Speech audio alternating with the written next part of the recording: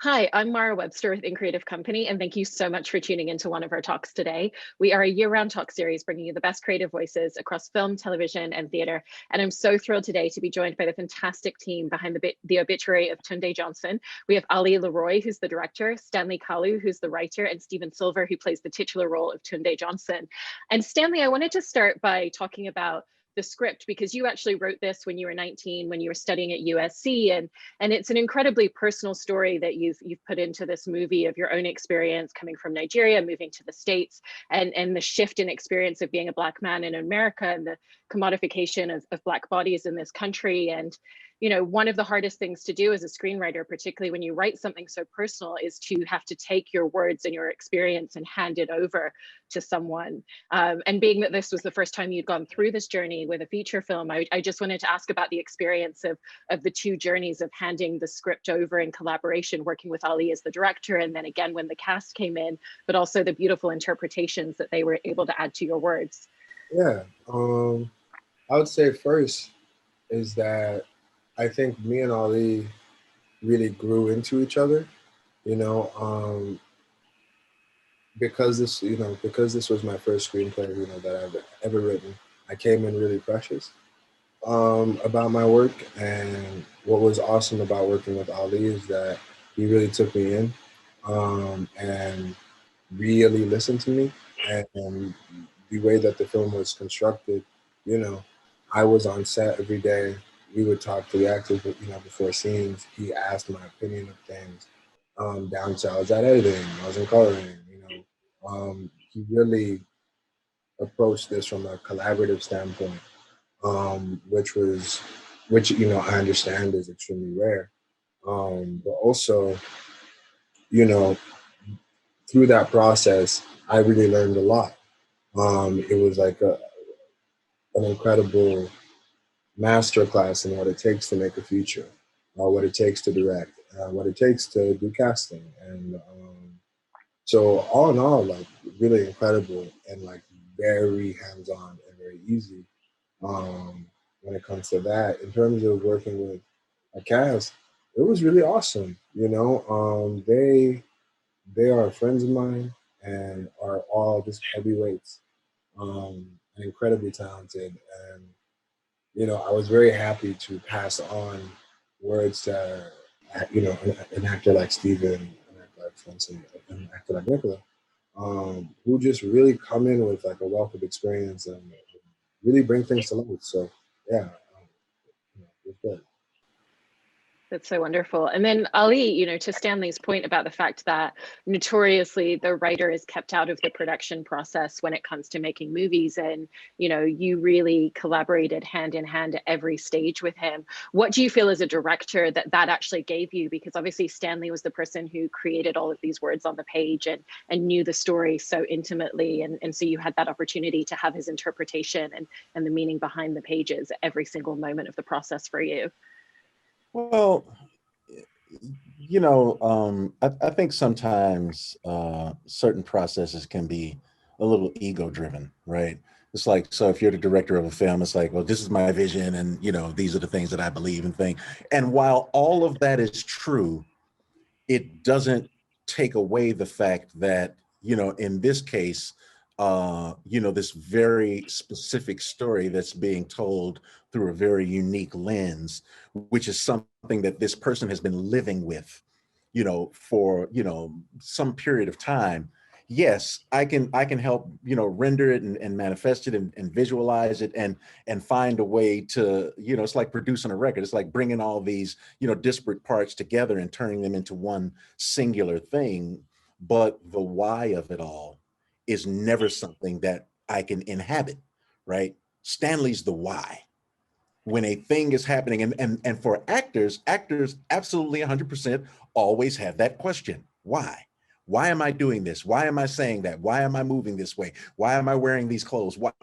They're like 2-year-olds when it comes to trying to inhabit this thing, right? I have to embody your dreams, your thoughts, your ideas, your hopes, your fantasies. So I got to know why you came up with them in the first place, right? And so having him available to answer those questions and then from a storytelling perspective, from a relationship perspective, from a visual perspective, finding a way to turn that why into images that translate into meaning and substance and an arc and even entertainment, you know, someplace in this experience is where I come in. But you gotta listen to the why, and Stanley's the why.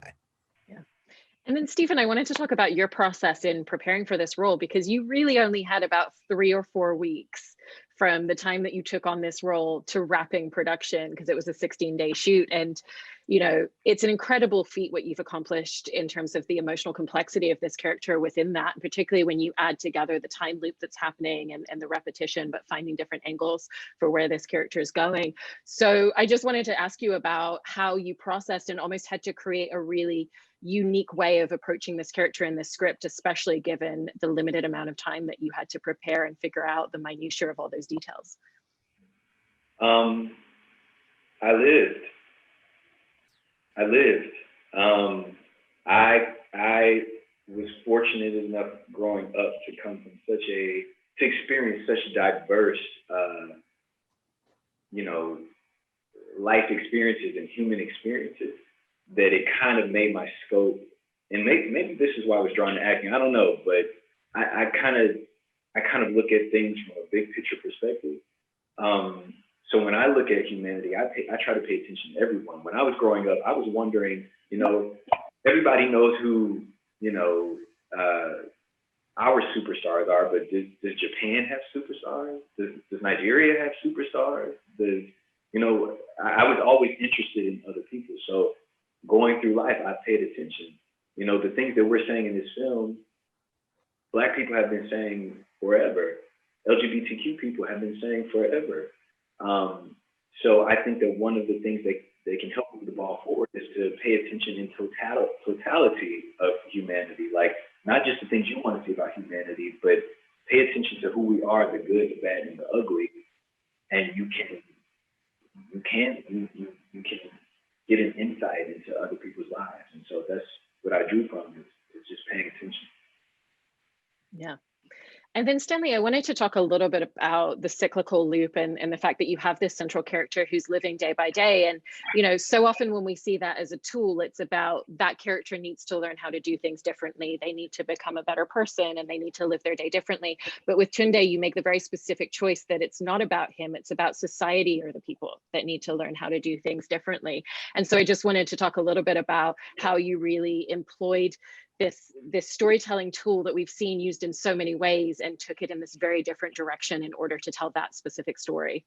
Yeah, you know, I think, you know, I often approach my work philosophically, and I understood very early that the arguments often made against Black people, and you know, when they're slain by police violence, is, well, if they had done this, if they had behaved better, if you didn't put yourself there.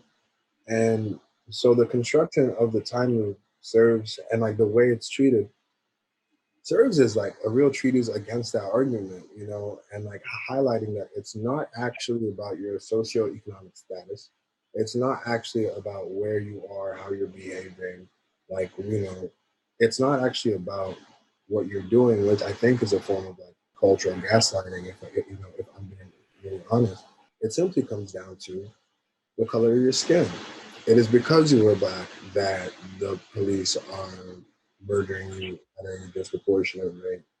And so it was to really showcase that this is not about choices. This is about society. Yeah. And then Ali and Stephen, I wanted to talk a little bit about your relationship as actor and director when you were on set figuring out the nuance of these scenes, because Ali, you've talked a little bit about how for you it wasn't always the specificity of the words, but it was always about finding the core of the emotion. So, you know, what did those conversations look like in terms of figuring out the beats before you went into a scene, or was it really just rolling the cameras and trying things in different directions together?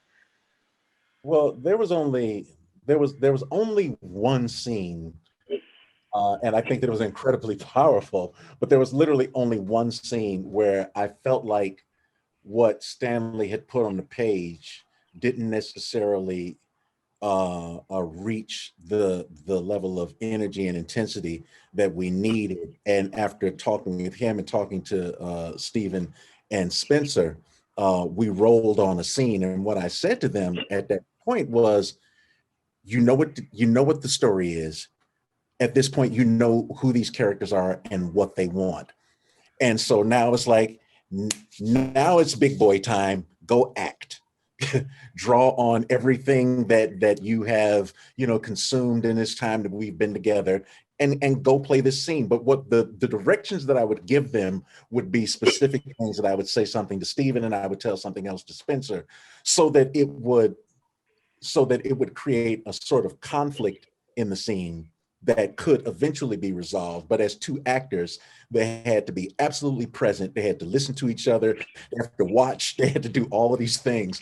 But we got to that place because in fairly, most of the incidents and the different scenes we worked in, it was a combination of really honoring Stanley's words and then being respectful and honoring what the actors needed in order to give their best performance, in conjunction with how I needed to shoot it in order to, render it visually in a way that would connect. So, I mean, we were really in tune with each other, and there was a lot of conversation, there was a lot of listening, and, a lot of clean decisions made on a foundation of trust, because everybody needed trust.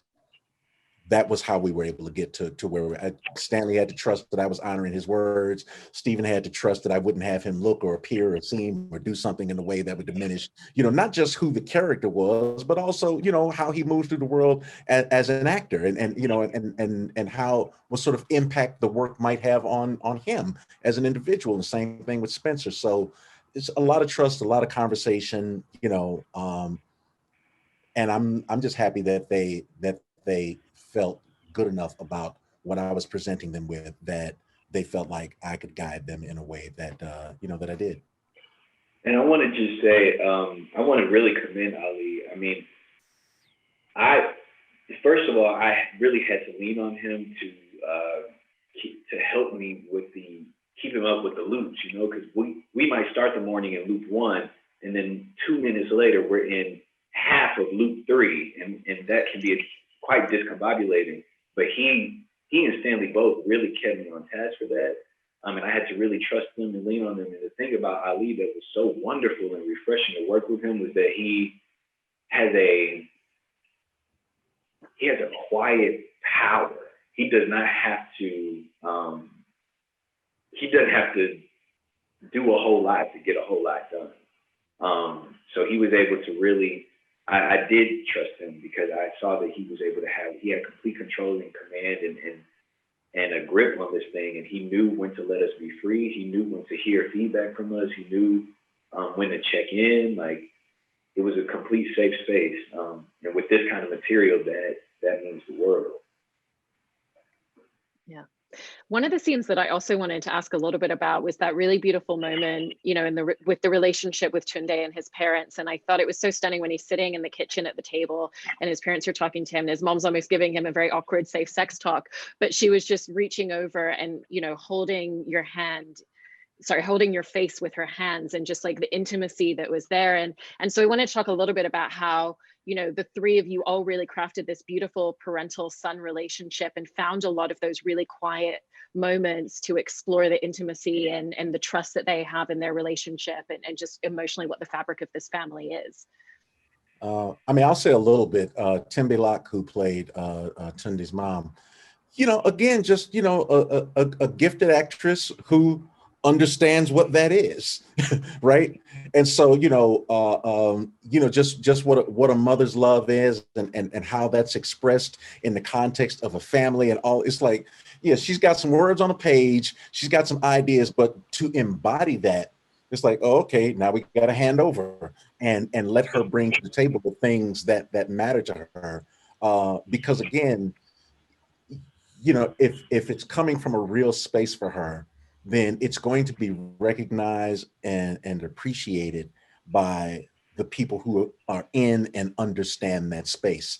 And so because this particular film dances around all of these perspectives. Another thing that is incredibly important is that you have to give agency to people who understand what they're talking about, right?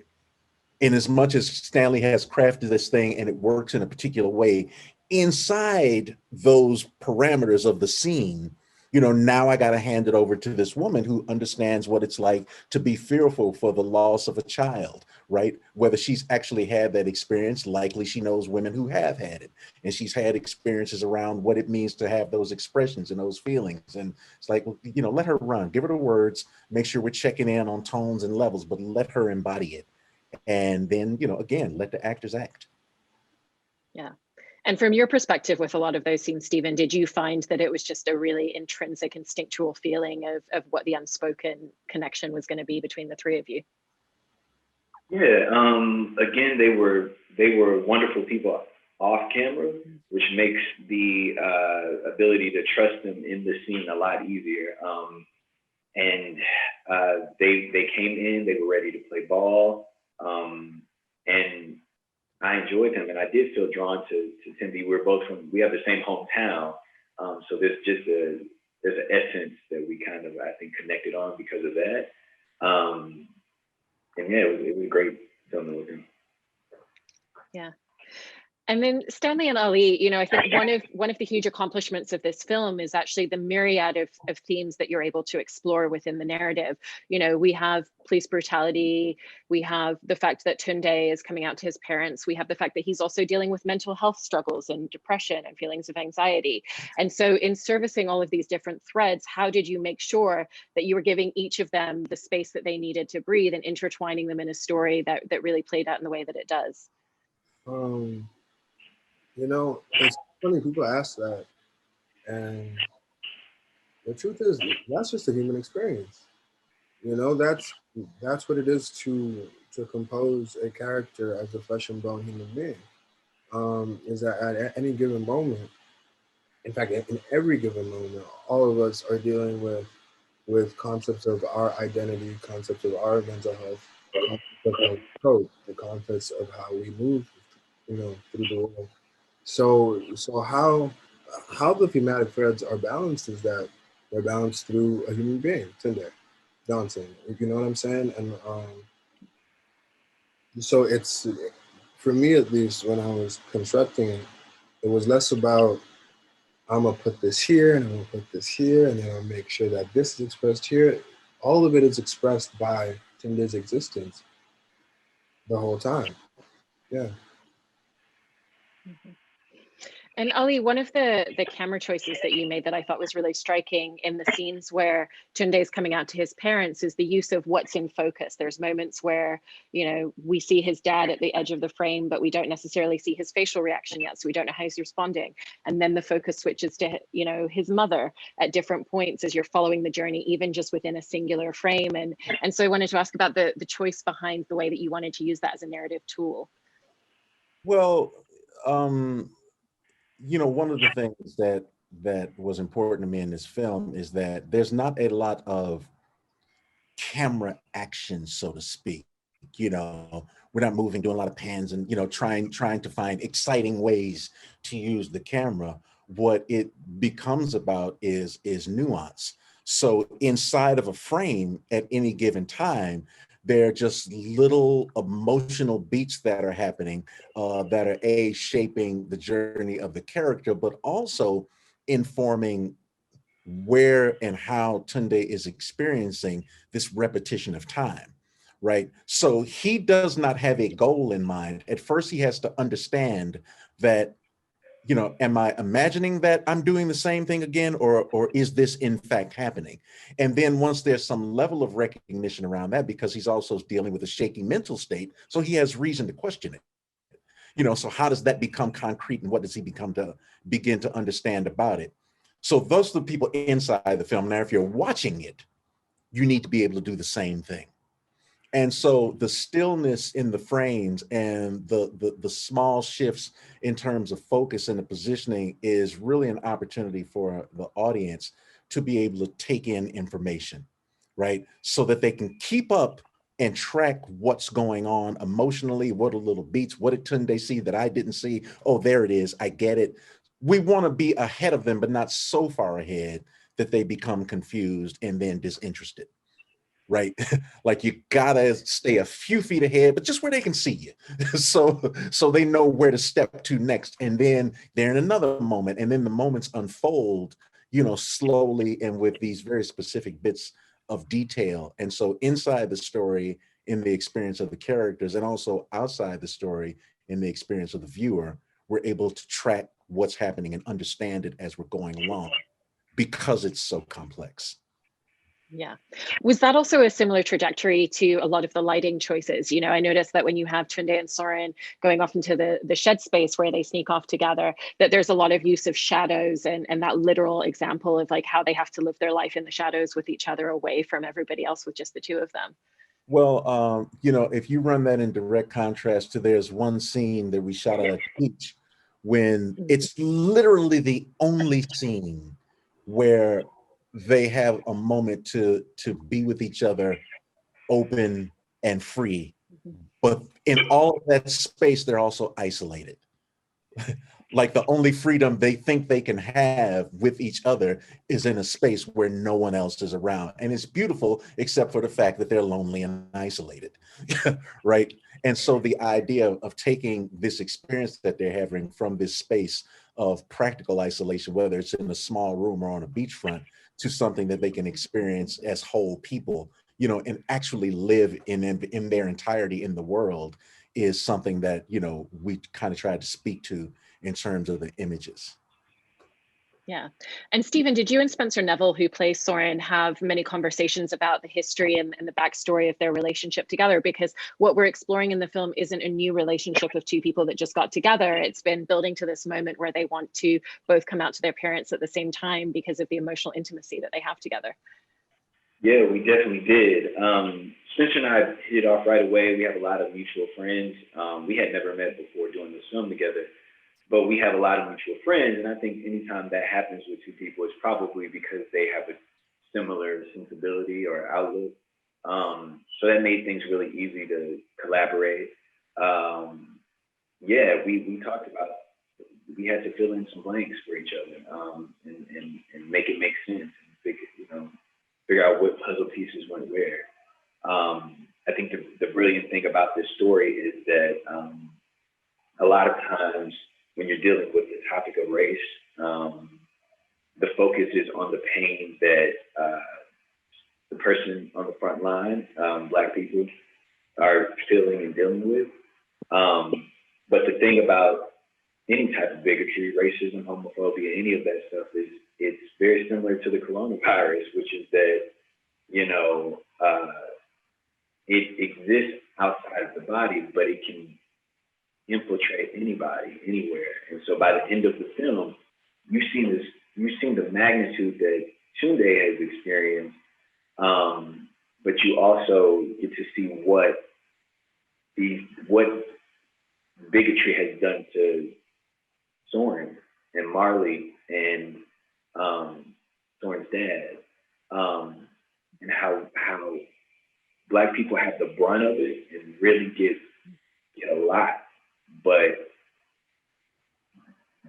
white people, any people, are not exempt from feeling the wrath of this.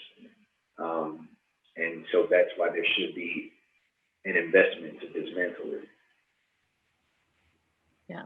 And I think, Stanley, it's such a testament with that relationship to how you wrote these characters as well. And, Soren could have very easily been a character that appeared in a couple of scenes as a vehicle to move Tunde's story forward, but you really also gave him that complexity, especially with the story with who his dad is and what that relationship looks like. And so I just wanted to ask you about the journey of crafting him out as a character in that way. Right. It's funny because this was my first screenplay. What I understood, like I had a very real understanding of my limitations as a storyteller. So what I did was, throw up these archetypes, the cheerleader, the kid, and the jock, and like break them down and then rebuild them as human beings. And like that was the technique that like I used to, take these things and fill them with as much humanity as possible, because I also understood that if I'm going to try and render a black person of color with humanity, this person needs to also be interacting with full human beings, or else this story does not work. Um, my my intention is never to minimize or sideline any kind of character. I treat them like they are the stars of their own movie, which is how we live life. In general, no one is actually a side character in someone else's life. So from that point, that's how I approached all my characters, including Marley, including the parents, like including Soren's dad. It's that they are the lead characters in their own movie. They just happen to be in Tunde's movie, you know. Yeah.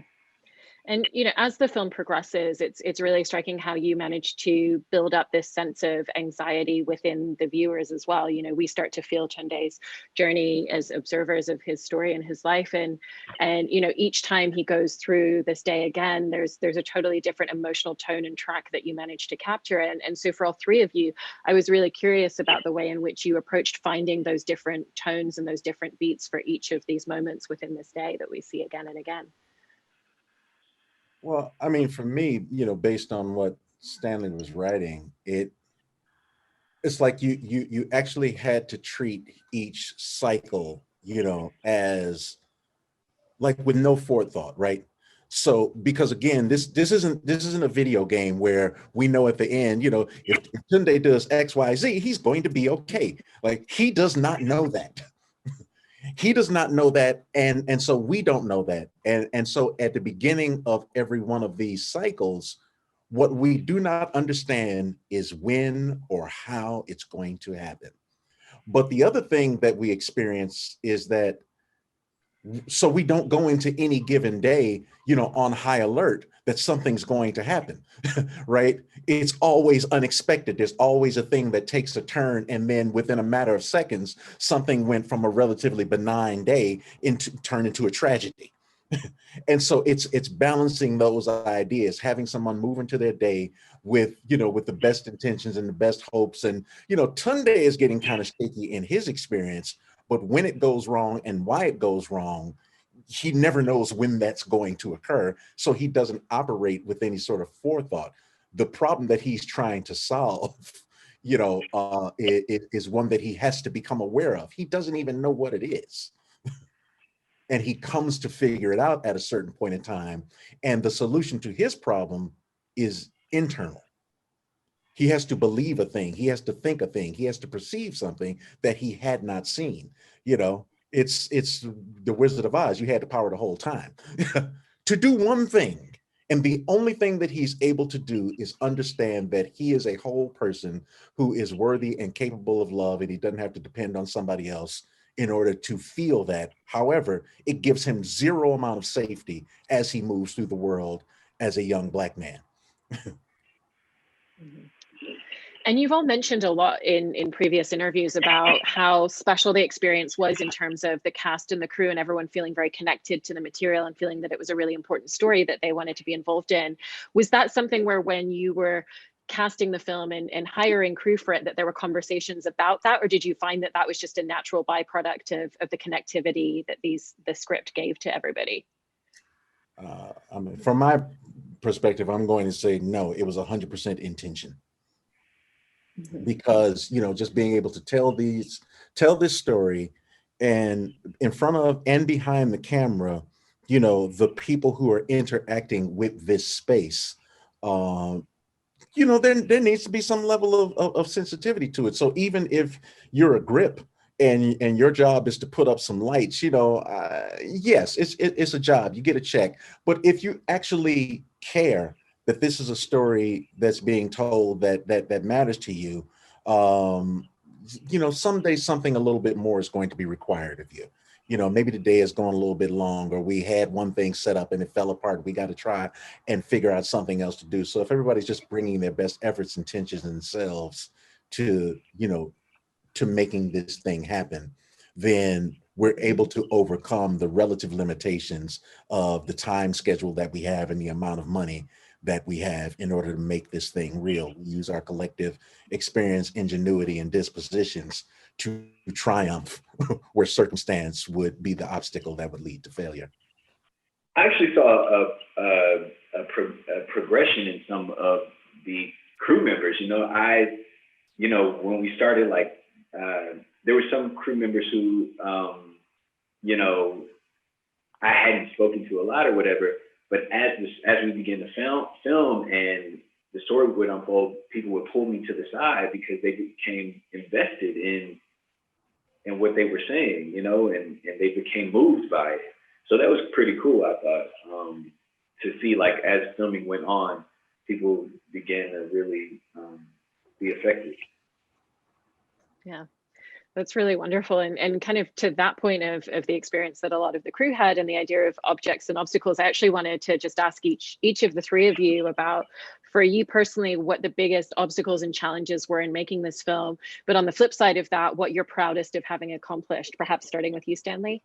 Yeah, I feel like mine is pretty clear-cut. I failed a lot of classes, straight up, because I was still in college. And so it was the balance between trying to go to school and also trying to be on set as much as possible, and I'm doing that. Also the speed of rewriting. Realistically, I was bumping out a new draft once every 2 weeks and still writing on set, on the spot, making monologues and switching things up. And it certainly has made me a very quick and very adept and agile writer at this point, but that was very difficult at first. And what I'm most proud of, man, I'm just proud. I'm proud of all of it. There's nothing that I'm most proud of. I'm proud of each individual coming together and making this happen. I'm proud of our product. I'm proud of the reception of it. I'm proud of just all of us as people, really. Outside of the movie, I'm proud of the individuals that came together to make the film, because it was really made by good people with great intentions. That makes me really happy. Yeah. What about for you, Stephen? Me, I'm proud that on such complex topics, I was given the opportunity to put something in the world that expresses on these topics the way that I feel that I feel resonate with me personally. And I also am proud that I personally feel like this piece of film adds a new tool to the conversation, because it puts the experience into a visual that can be passed on. That someone can say, if you don't understand what I mean by structure, look at this film. If you don't understand what I mean by structural racism or structural bigotry, this is what I mean, because that's very hard to articulate. I'm also very proud that a 19-year-old wrote this script and people came to the table with the best of intentions, and it was able to go into the world, because that's amazing. And I think that's the win. That's the true victory out of it. Yeah. And then what about for you, Ali? Well, yeah, I'm a little older than these guys, so it's not so much a matter of pride for me. Actually, I'm more grateful that the opportunity to direct my first feature, was something that mattered. You know, um, I'm happy that I got an opportunity to meet and work with Stanley and Steven and everybody else. But, and these two guys in particular, we actually have, developed relationships, beyond the making of this film. And, we're introduced to, perspectives and experiences with each other that, have not only been, beneficial in, making a great piece of art, but I think have also been, important in terms of how we have managed, a pandemic, and how do we continue on in our lives, and what things can perhaps I offer to them that could give them some guideposts, and I look back at them and see some things that I find incredibly inspirational because they grew up in a time and a space very different from me. So again, I'm taking away on a personal level, I think, much more than I'm able to, just kind of say, hey, I did this thing, because that's not the feeling that I have. I do think that, we collectively managed this experience and we came out of it with a great piece of art. So like I said, I'm more grateful, and, I believe it'll have an impact, and I believe that people are going to, connect to this. And again, I'm more grateful for that than proud, so to speak. Yeah. Well, congratulations to all of you on this really powerful piece of art and storytelling. And thank you so much for taking time today with us. Thank you.